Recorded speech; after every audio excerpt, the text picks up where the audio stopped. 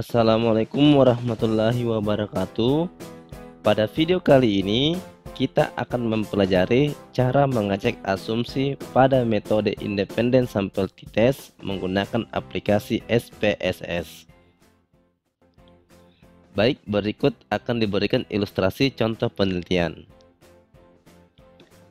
Dua buah perusahaan yang saling bersaing dalam industri kertas karton. Mereka saling mengklaim bahwa produknya yang lebih baik, dalam artian lebih kuat menahan beban.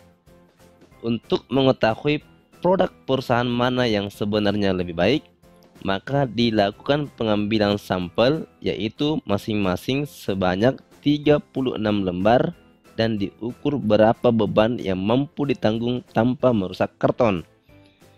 Data dapat didownload melalui halaman berikut.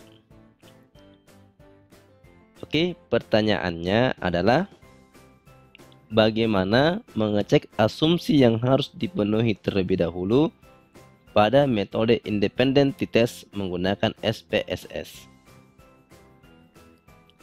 Oke, baik, silakan dibuka aplikasi SPSS-nya.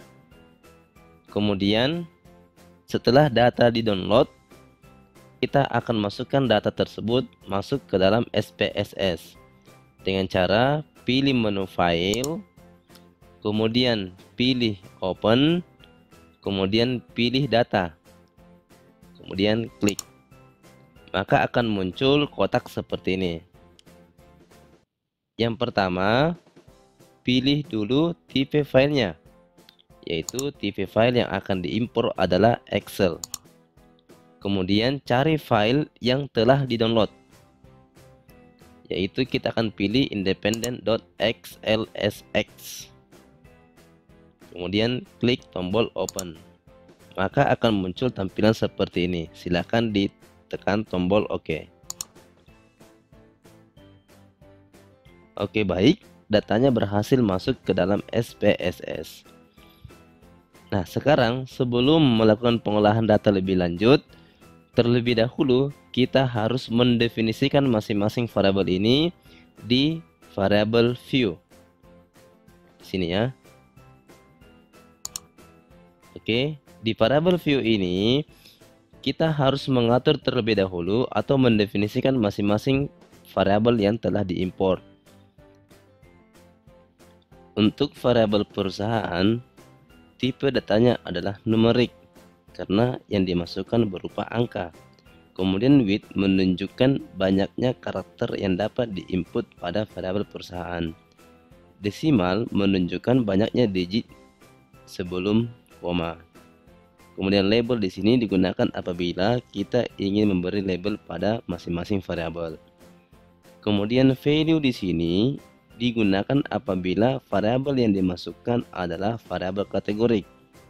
Karena variabel perusahaan merupakan variabel kategorik, yaitu pada angka 1 menunjukkan perusahaan A, kemudian pada angka 2 menunjukkan data untuk perusahaan B. Maka terlebih dahulu kita definisikan di sini, yaitu klik tombol value, kemudian angka 1 merupakan label untuk perusahaan A, tekan tombol add. Kemudian angka 2 merupakan label untuk perusahaan B, kemudian add, tekan tombol OK. Nah, kita bisa lihat kembali di data view.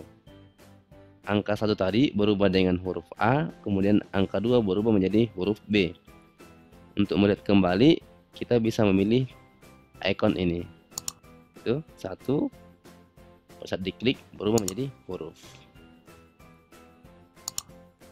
Kemudian missing merupakan pendefinisian variabel bila terdapat data hilang. Kemudian kolom adalah lebarnya kolom pada variabel perusahaan di data view. Kemudian alignment ini merupakan rataan kiri, kanan, atau tengah pada data yang telah diimpor. Kemudian yang paling utama adalah measure, yaitu skala pengukuran. Untuk variabel perusahaan, karena skala pengukurannya berupa kategorik, maka kita bisa memilih nominal atau ordinal. Karena perusahaan A dan perusahaan B tidak memiliki tingkatan, dalam artian bahwa kita tidak bisa mengatakan bahwa perusahaan A lebih baik dari perusahaan B, begitupun sebaliknya perusahaan B lebih baik dari perusahaan A, maka skala pengukurannya adalah nominal. Kemudian untuk variabel beban, skala pengukurannya adalah scale karena dia berupa kontinu, yaitu beban masing-masing perusahaan. Nilai value-nya adalah non karena variabel beban ini merupakan variabel kuantitatif.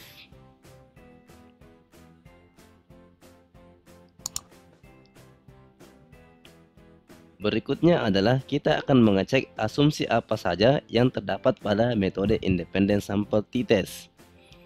Yang pertama, skala pengukuran pada variabel dependen adalah kontinu, yaitu interval atau rasio. Kita lihat di sini bahwa variabel dependennya yaitu beban merupakan data dengan tipe kontinu, yaitu interval atau rasio. Pada skala pengukuran beban ini, skala pengukurannya adalah rasio karena bisa dibandingkan beban kertas amatan yang satu dengan amatan yang lainnya. Begitupun di perusahaan B. Oke, asumsi yang kedua adalah variabel independen terdiri dari dua kategori yang saling bebas. Oke, di sini variabel independennya adalah perusahaan yang datanya hanya terdiri dari dua kategori, yaitu kategori A dan kategori B yang saling bebas. Kemudian asumsi yang ketiga adalah tidak ada hubungan antar amatan dalam kelompok atau dengan amatan kelompok lain. Kita lihat di sini bahwa tidak ada hubungan amatan di dalam kelompoknya ataupun amatan di kelompok lainnya. Artinya, kualitas kertas di perusahaan A tidak mempengaruhi kualitas kertas di perusahaan B. Begitupun amatan-amatan di perusahaan A tidak saling mempengaruhi. Asumsi berikutnya adalah seharusnya tidak ada pencilan, yaitu outliers yang signifikan. Berikut kita akan mengecek apakah terdapat outliers masing-masing perusahaan, yaitu dengan cara pilih menu grab, kemudian pilih legacy dialog, kemudian pilih box plot. Oke, pilih simple, kemudian pilih yang atas summarize for groups of case, kemudian define. Masukkan beban di variabel, kemudian masukkan variabel perusahaan di kategori axisnya, kemudian tekan tombol OK. Baik, akan muncul output seperti ini. Oke, silakan diperhatikan box plot berikut. Untuk perusahaan A, tidak terdapat data yang keluar dari grafik box plot ini, sehingga untuk perusahaan ini tidak terdapat pencilan. Begitupun di perusahaan B, tidak terdapat titik yang berada di luar box plot ini, sehingga perusahaan A dan perusahaan B tidak terdapat pencilan. Baik, berikutnya adalah asumsi yang kelima, yaitu variabel dependen harus mendekati distribusi normal untuk setiap kelompok dalam variabel independen. Artinya, untuk variabel beban pada masing-masing kelompok perusahaan harus mengikuti sebaran distribusi normal. Cara mengeceknya yaitu pilih menu analyze, kemudian pilih descriptive statistik, kemudian pilih explore. Masukkan variabel beban di dependent list, kemudian masukkan variabel perusahaan di factor list. Setelah itu pilih statistik. Oke, di sini confidence interval of mean-nya 95% karena alfanya adalah 5%. Kemudian continue, kemudian pilih plot, centang histogram, kemudian centang normality plot with test. Karena sebelumnya kita sudah membuat box plot, maka cukup pilih non atau tidak memunculkan box plot. Kemudian pilih continue. Setelah itu tekan tombol OK. Maka akan muncul output seperti ini. Untuk mengecek asumsi normalitas masing-masing beban pada perusahaan, yaitu metode yang paling umum digunakan adalah metode Kolmogorov-Smirnov. Interpretasi output pada uji normalitas ini akan dijelaskan sebagai berikut. Yang pertama, kita akan buat hipotesis terlebih dahulu, yaitu sampel di perusahaan A dan sampel di perusahaan B berasal dari populasi yang berdistribusi normal. Sementara H1-nya, sampel di perusahaan A dan sampel di perusahaan B berasal dari populasi selain distribusi normal. Oke, dari hasil output ini kita bisa melihat bahwa ternyata pada perusahaan A nilai statistiknya adalah 0,134 dengan nilai signifikansi 0,098. Nilai ini lebih dari alfa 0,05. Begitupun untuk di perusahaan B 0,2. Nilai signifikansinya juga lebih dari 0,05. Dengan kata lain, tidak cukup bukti untuk menolak H0.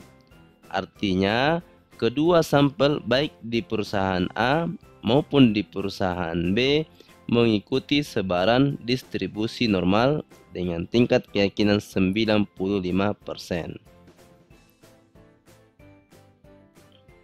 Asumsi berikutnya ialah perlu ada kehomogenan ragam antar kelompok. Cara mengecek kehomogenan ragam antar kelompok, kita bisa memilih menu Analyze, kemudian Compare Means, kemudian Independent Sample T-Test. Masukkan variabel beban di sini, masukkan variabel perusahaan di grouping variabel, kemudian pilih Define Group. Grup 1 adalah kelompok 1, grup 2 adalah kelompok B atau 2. Kemudian Continue. Tekan tombol OK. Maka akan muncul output seperti ini. Interpretasi output mengenai kehomogenan antar kelompok akan dijelaskan sebagai berikut.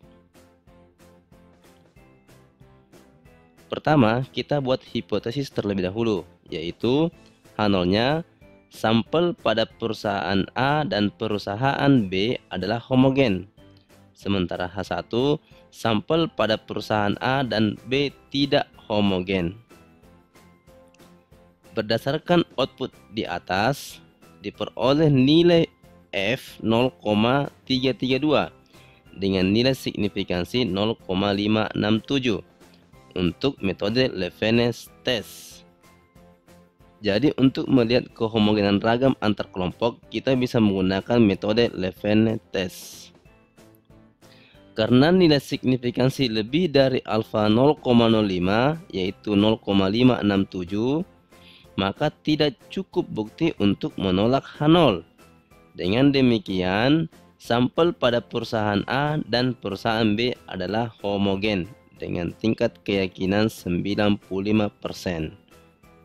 Baik, itulah penjelasan tentang cara pengujian asumsi pada metode Independent Sample T-Test menggunakan aplikasi SPSS.